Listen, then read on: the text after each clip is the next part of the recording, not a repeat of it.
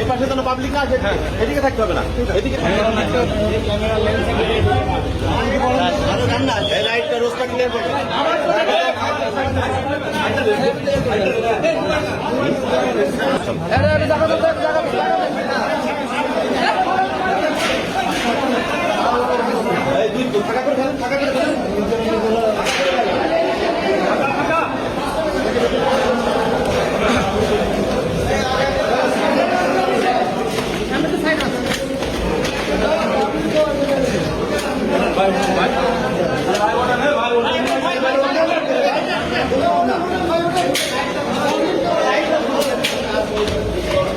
আপনারা আগে আগে সব থাকেন।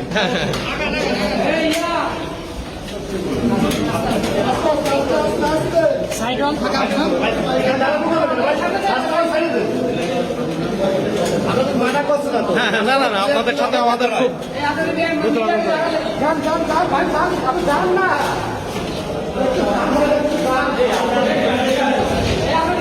পিছিয়ে যান, পিছিয়ে যান।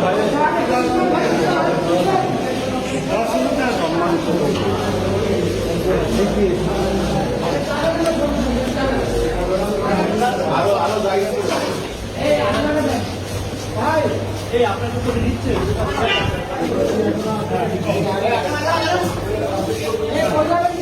উল্টে পড়ে যাবে তো,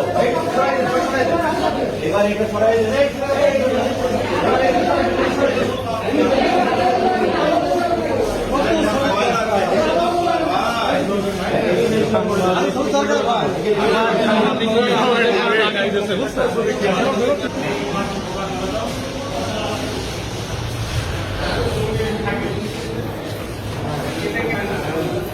আপনারা জানেন যে ফ্যাসিস্ট শেখ হাসিনার দোসর এবং 14 দলীয় জোটের অন্যতম নেতা হাসানুল হক ইনু সাহেব 5ই আগস্টের হত্যাযজ্ঞ সহ বাংলাদেশের অনেক ঘটনার সঙ্গে উনি নৈপথ্য থেকে সহযোগিতা করেছেন।